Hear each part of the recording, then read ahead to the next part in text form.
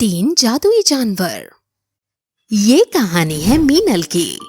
मीनल कौशलपुर गांव की रहने वाली एक विधवा औरत थी जो अपना पेट पालने के लिए जगह जगह जाकर भीख मांगा करती थी। ऐसे ही एक शाम में मीनल भीख मांगकर अपने घर वापस लौट रही होती है। तभी रास्ते में उसे एक बूढ़ी औरत नजर आती है। वो बूढ़ी औरत मीनल से कहती है, अरे बेटा, मेरी मदद करो। मीनल उस बुढ़िया की आवाज सुनकर भागते हुए जाती है और कहती है, अरे क्या हुआ अम्मा, आप ठीक तो है ना? बेटा, मैं बहुत थक गई हूँ और मुझसे ये सारी लकड़ियाँ ले जाई नहीं जा रही, तो क्या तुम ये सारी लकड़ियाँ मेरे घर तक पहुँचा दोगी? अरे अम्मा, इसमें पूछने वाली क्या बात है? आप मुझे बताओ कि ये सारी लकड़ियाँ कहाँ रखनी है। मैं सारी लकड़ियाँ आपके घर तक छोड़ आऊंगी। आप बस मुझे रास्ता बताते रहना। तेरा लाख लाख शुक्रिया है बेटा।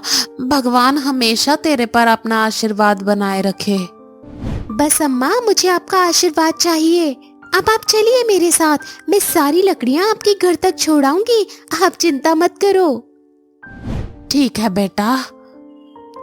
मीनल सारी लकड़ियों को इकट्ठा करती है और उन्हें एक रस्सी से बांधकर अपने सर पर उठा लेती है। एक हाथ से लकड़ी पकड़कर रखती है और दूसरे हाथ से उस बूढ़ी औरत का हाथ पकड़कर चलने लगती है। दोनों रास्ते में आपस में बातें करती रहती हैं। थोड़ी ही देर बाद उस बूढ़ी औरत का घर आ जाता है। वह बूढ़ी औरत मीनल से कहती है, बस बेटा, आ गया मेरा घर। ठीक है अम्मा, मैं ये सारी लकड़ियाँ घर के अंदर रख देती हूँ। और अम्मा, और भी कोई मदद चाहिए तो आप मुझसे बेझिझक कह सकते हैं। नहीं बेटा, तुझे अपने घर भी तो जाना होगा ना। तेरे घर वाले तेरा इंतजार कर रहे होंगे। नहीं अम्मा, मेरा इस दुनिया में कोई नहीं है। पति के जाने के बाद ससुराल वालों ने मुझे घर से निकाल दिया और जब अपने माता पिता के घर गई तो उन्होंने भी निकाल दिया। मेरा इस दुनिया में कोई नहीं है। मैं अकेले ही अपना पालन पोषण करती हूँ। रोज मांगती हूँ, रोज खाती हूँ। इस तरह से मैं अपने जीवन को जी रही हूँ। लेकिन इसके बाद भी मैंने भगवान से कभी शिकायत नहीं की। तू चिंता मत कर बेटा, भगवान के घर देर है अंधेर नहीं। और अगर तू बुरा ना माने तो क्या तू मेरी एक और मदद करेगी? हाँ, मैं करूँगी। आप बेझिझक होकर बोलिए। जैसे तू अकेली रहती है वैसे मैं भी अकेली ही रहती हूँ और आज मेरी तबीयत ठीक नहीं है, तो क्या तू मेरे घर का खाना बना देगी? बस इतनी सी बात, मैं अभी आपके लिए खाना बना देती हूँ। आप जाकर आराम करिए, मैं सारा काम कर लूंगी। मीनल घर की सफाई करने के बाद उस बूढ़ी औरत के लिए खाना बनाती है और खाना बनाकर बूढ़ी औरत के पास खाना लेकर जाती है। तभी वह बूढ़ी औरत मीनल से कहती है, बेटा, भगवान हमेशा तुझ पर अपना आशीर्वाद बनाए रखे। तू बहुत नेक दिल औरत है, बहुत बड़ा दिल है तेरा। अरे अम्मा, अब बस भी करो, कितनी तारीफें करोगी। अब आप आराम से खाना खा लो और मैं अपने घर चलती हूँ।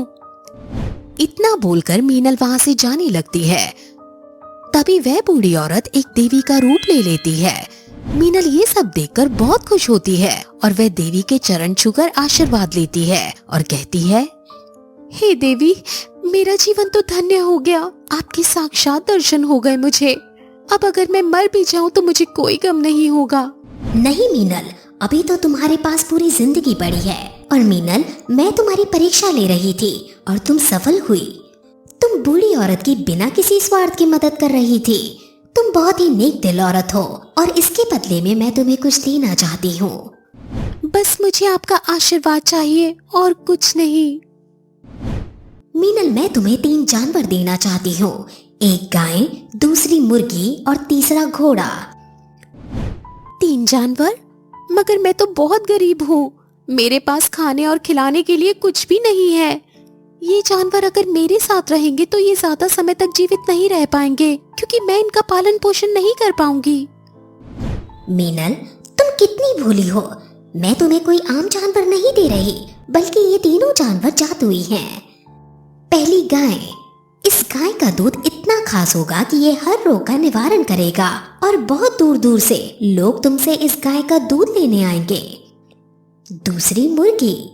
ये मुर्गी तुम्हें हर रात को सोने का अंडा देगी। और ये सोने का अंडा भविष्य में तुम्हारे काम आएगा। तीसरा, घोड़ा। ये घोड़ा तुम्हारे आने जाने का साधन का काम करेगा। जरूरत पड़ने पर ये जादुई घोड़ा कार भी बन जाएगा, बशर्ते तुम्हें बस एक ही बात का ध्यान रखना है कि तुम कभी भी इन 3 जादुई जानवर के होने का घमंड नहीं करोगी और ना ही कभी इस जादू का गलत उपयोग करोगे। और अगर भविष्य में कभी भी तुमने इसका गलत उपयोग किया तो ये जादू हमेशा हमेशा के लिए छिन जाएंगे और ये जानवर एक आम जानवर की तरह रह जाएंगे। और हमेशा इन तीनों जादुई जानवरों को बुरे लोगों से बचा कर रखना, वरना ये उल्टा जादू कर सकते हैं। मैं वादा करती हूँ मैं कभी भी इस जादू का गलत उपयोग नहीं करूँगी, बल्कि जरूरतमंद लोगों की मदद भी करूँगी। मीनल, मुझे तुमसे यही उम्मीद है। अब मैं यहाँ से जा रही हूँ। तुम इन तीनों जानवरों का अच्छे से ख्याल रखना। देवी मीनल को जादू से 3 जानवर देकर वहाँ से चली जाती है। मीनल उन तीनों जानवरों को लेकर अपने घर आ जाती है। ऐसे ही कुछ दिन बीत जाते हैं और मीनल जादुई गाय के दूध से अपना अच्छा व्यापार शुरू कर देती है।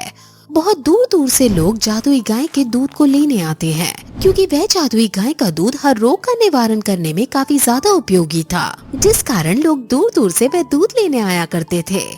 मीनल का व्यापार काफी अच्छे से चलने लग जाता है। धीरे धीरे मीनल काफी अमीर हो जाती है, जिस कारण गांव के कुछ लोग मीनल से जलने लग जाते हैं। ऐसे ही एक औरत मीनल की तरक्की देखकर खुद से बातें करते हुए कहती है, आखिर ऐसा कौन सा खजाना इस मीनल के हाथ लग गया जो ये अचानक से इतनी अमीर हो गई। इसका पता तो लगाना ही पड़ेगा। कहाँ ये पहले भिखारी थी और अचानक से इतनी अमीर, ये बात कुछ हजम नहीं हुई। ऐसे ही एक दिन मीनल अपनी जादुई मुर्गी से दिया हुआ सोने का अंडा लेकर अपने घर में जा रही होती है। ये सारा नजारा वे औरत देख लेती है, जिसके बाद वे अपने मन में सोचते हुए कहती है, तो आखिर ये है पीछे का माजरा। इसके पास ये कोई आम जानवर नहीं है।